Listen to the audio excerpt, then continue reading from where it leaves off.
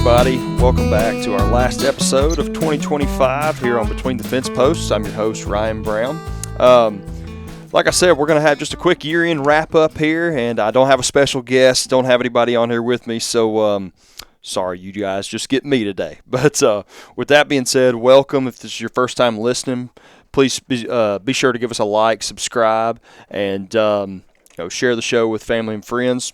Helps us grow, helps us get more guests on here, and give us some ideas for episodes and topics y'all want covered in the future. So, as usual, we're going to go ahead and start with a market report really fast, and these are from our Tennessee market highlights from the Ag Econ department down in Knoxville. So if you guys want a weekly update on what the markets are doing in the world of agriculture, you can go on their website and find those every single Friday. Usually they're uploaded to the website by end of business on Friday afternoon. So let's look at some trends for the week as of last week, and this is the report from December the 12th. And this is December the 18th when I'm recording this, so forgive me. This is the date is about a week old, but still prevalent today. Slaughter cows were unevenly steady. Slaughter bulls were about $1 or $2 lower than the week before. Feeder steers were $8 to $13 higher. Feeder heifers are $7 to $12 higher. Feeder cattle index rounded out at 345.47.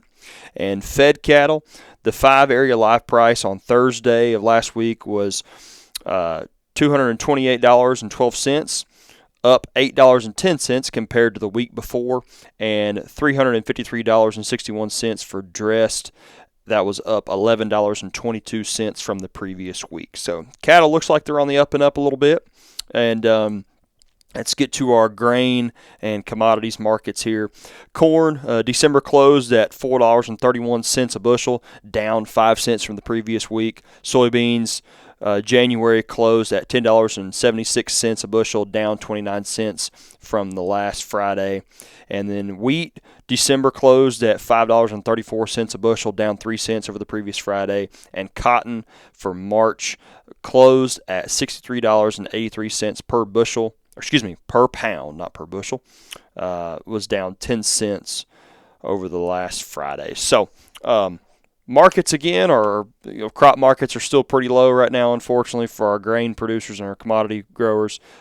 Cattle guys, you still got a little while, it looks like. Hopefully we got some steady prices that'll continue for you throughout the rest of this year, but also leading into 2026 as well. For more information on these market highlights, again, they're updated every single week by our folks in the Ag Econ department. You can find them every single Friday online on the Ag Econ website. If you just go to a search engine and type that in, UTK Ag Economic, Tennessee Market Highlights, you'll be able to find those pop up really fast. I will also link them in the description below if you guys want to go on there and just find the direct link to where to look for them as well. All right, so today I wanted just to kind of round out with some hot topics here. And for those of y'all who applied for Tennessee Ag Enhancement Program or TAEP, your approval notices should be in your hand by now. Those were sent out on December the 1st. So if you didn't get an approval notice, then unfortunately you probably did not get approved for a project this year. So try again next year, but those who did get approved should have your information in hand already. The New World screwworm, kind of going back to our cattle and livestock focus here. It's been found within 200 miles of the U.S.-Mexico border again. I know they are actively trapping on both sides of the border there on Texas and Mexico sides. So that is something we need to pay attention to. That is something that can impact us in the future. I was talking to Dr. Strickland the other day, Dr. Lou Strickland for UT, and one of the things that we do have going for us is that we do have some cold weather here in our part of the world, which usually sets us populations back. However, it's not cold in Laredo, Texas as of right now. So we need to really, really hope for some cold weather to set some of those populations back down there around the U.S.-Mexico border and hopefully deter that threat more and more as we get into the the new year here and get closer and closer to the warm part of the season in the spring and summertime, where those that pest can travel in a variety of ways. So, and again, it feeds on warm-blooded animals, so it could be on anything from a migratory bird to white-tailed deer to cattle, and even be on humans. So just a heads up, it's not a very fun one you have to deal with if we have a human case. So just be on the lookout for that. Make sure you stay up to date on the New World screwworm there if you're in the livestock world. Kind of going more towards the protein or meat industry, a lot of people have heard, this is a little bit of old news here, but the Tyson packing plant shut down out in the Midwest there. I think they had about 3,000 employees that were employed at that particular plant, but they slaughtered up to about 5,000 head a day. That's the big news. And so when you're talking about supply and demand, and the demand for beef is still really strong, yet the price is still really high. What's that going to do as far as an impact to the market? We're not really sure. How are packers going to follow suit, or what are they going to do in response to this a little bit? So be interesting to see. I know Dr. Charlie Martinez is working on that and kind of following that situation and overall trends in the marketplace there. So just something to keep up with and keep your eyes on there. But it is significant and can be very significant in the grand scheme of things when it comes to the meat industry as a whole. All right, so something really different here. I know this is not livestock related. It's not anything related to what we've talked about in the past or on this podcast, but I don't know how many soccer fans we have out there. I know personally I'm not a huge soccer fan. I grew up playing baseball and basketball, but some of my buddies played soccer growing up. But for those of y'all who don't know, the 2026 FIFA World Cup is coming to North America, and it's going to be hosted between Canada, the United States, and Mexico, on all three countries, all on one continent. But every time they have a FIFA World Cup, FIFA has the job of tasking an organization, or a lot of times, in this case, a university, with doing the research and development of the playing surface with which the players and the teams will play on during the World Cup matches, okay?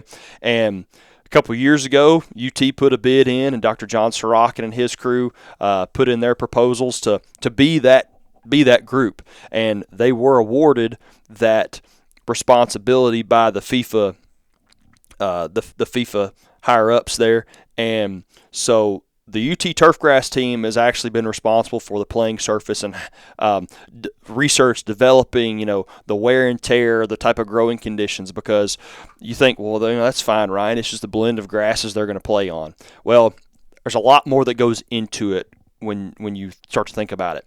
Across all of these stadiums or arenas, right, there are totally outdoor stadiums that are not covered. There are some stadiums that have the ability to, have a retractable roof, excuse me, and have natural sunlight come in.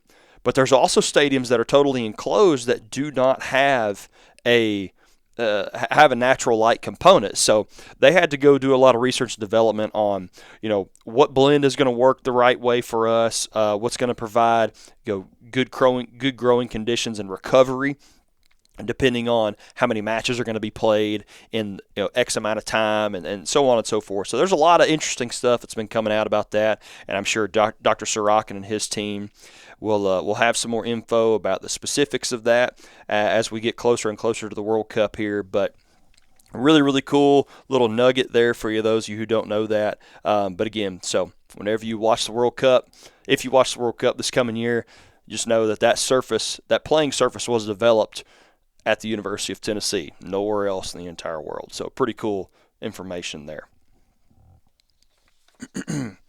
All right. So as we round out the year, I know I get all kinds of questions from you guys and from different people around the county and in our general area here in Jefferson County. But I've been getting a lot of drone questions lately. And for those of y'all who don't know, I do have a small drone that, I got through a grant through UT and things like that. But, and for some of you, I've actually flown my drone on your place to, do different demonstrations and things like that and show you what it can do and kind of demonstrate that technology for you. But For those of you who are wanting to possibly look into getting a drone, now the way that the law reads is that if you're using a drone for commercial production, so this would mean agricultural producers or agricultural production. If you're using it for commercial production, you technically need to have your pilot certification for unmanned aircraft. All right. You also must follow FAA regulations for size, registration, flight plans. If you're near an airport, even if it's a smaller airport, regional type area, then you've got to follow all the same rules and regulations that a pilot that flies a plane usually does. So you got to make sure you have all your T's crossed and your I's dotted there. And then larger drones, like spray drones, are becoming more and more popular for our pesticide applications. And I've been getting some questions about that. What's the efficacy of it compared to a ground rig or, impregnated fertilizer, things like that. So there's a couple different methods to the madness there, but they're becoming more and more popular. The biggest question that I've been getting is, Ryan, where do you think they fit into agricultural operations here in East Tennessee? Well, I think there's a couple different places where they could really, really shine. Number one, being in East Tennessee, we don't have a ton of flat land, right? We've got some pretty steep hills and hollers or hillsides that are pretty rough, very difficult to get some equipment in on, whether it be a tractor and a bush hog, whatever that might be. They're just difficult to navigate. And so I think we could utilize some of these spray applications with a drone for, some of our harder to reach areas like a steep hillside, for some weed control for our pastures and hayfields and things like that. Also, one overlooked thing that I really think where a drone can shine as far as spray applications or herbicide applications is your pond management. So we might have ponds that are very hard to get to, or maybe have some algae or some vegetative growth that we're trying to get rid of. And if you don't have like really specific equipment that it's designed to do some herbicide applications in ponds, it's really kind of hard. That's one of the areas I think it's really, really difficult to manage. But with a spray drone, you just fly it over. It's real easy. You don't have to have any specialized equipment. Most of the time, that's going to be a situation where you're hiring somebody out to do that. But it might be a little easier and a little more worth the bang for the buck when it comes to having to contract somebody out to do that compared to having to makeshift something on our own and all the intricacies with applying herbicides around a pond and things like that. So anyway, just some thoughts there for you.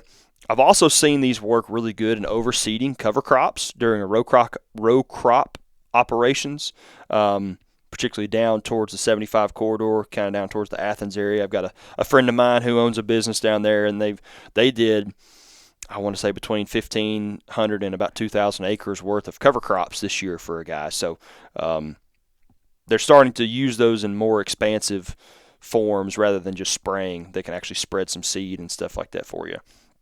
And overall, we've seen this from the flood recovery efforts up here in our neck of the woods in upper East Tennessee, is that they're a great option for times when field conditions aren't great for ground sprayer applications. Whether that is a field of corn that's gotten a little too high and we can't get a spray rig through it without breaking the tassels off, but we got to get a fungicide on.